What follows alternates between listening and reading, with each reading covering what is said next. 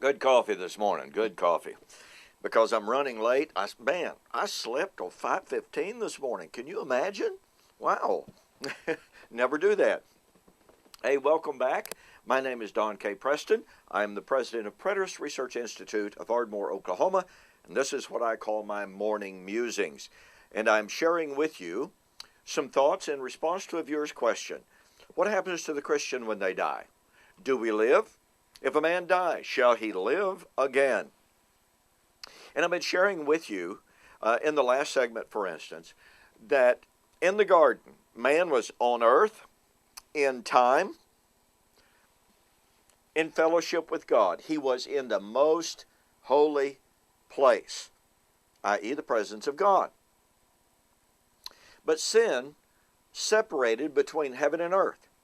It was God's eternal purpose, according to Ephesians 1, 9 and following, to reunite heaven and earth, to bring man on earth back into fellowship with him.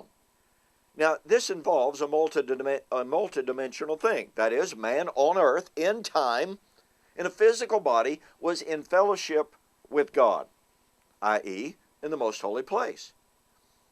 But again, he could not enter into the heavenly realm because of sin. It was God's purpose to, once again, reunite heaven and earth so that man, when he left the physical realm, as I've suggested to you before, death was a perfectly natural, is a perfectly natural process of the human experience. Now look, you need to get my book, We Shall Meet Him in the Air, The Wedding of the King of Kings, for a discussion of the nature and definition of the death of Adam.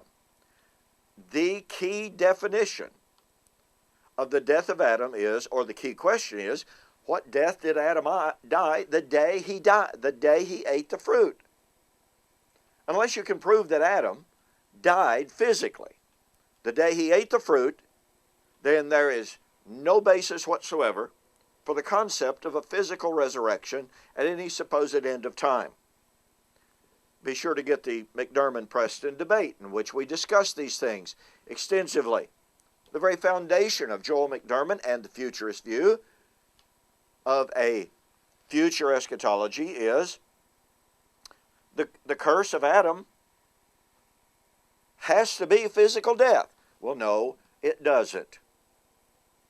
In the day you eat, you will surely die. God did not say you will die 900 years later. It's a very strong distortion and perversion of the language of Genesis. To say that, well, yes, they died one death that day, and then they died the real death 900 years later. It's not in the text. It's not in the context. That's a theological fabrication. Well, all of that said, be sure to get my book, We Shall Meet Him in the Air, The Wedding of the King of Kings, in which I have one of the most extensive discussions of the nature of the death of Adam that you'll find anywhere. Now, what happens when we die? You know, I've always loved Revelation chapter 2. Writing to the church at Smyrna that was being persecuted and about to be persecuted more, Jesus promised them, do not fear any of those things which are about to come on you. Indeed, the devil is about to throw some of you into prison that you may be tested. You're going to have tribulation for 10 days. Be faithful unto death, and I will give you a crown of life. Now look, life is not being dead like Rover, dead all over. That's not life.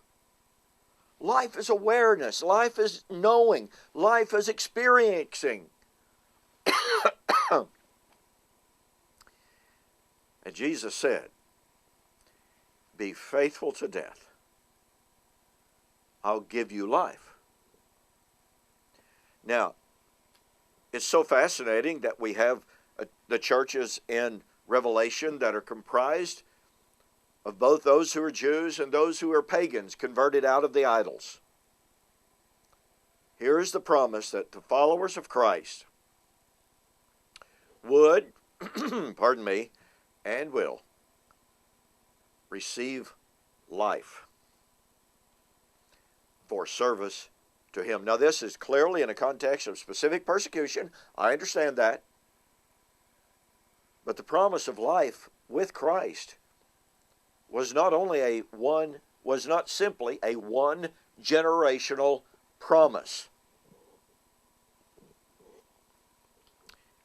This is a fascinating, thrilling, and comforting scripture. And it simply adds weight and power to the text that we will examine next. You don't want to miss that. So, we'll see you on the flip side. You have a great day.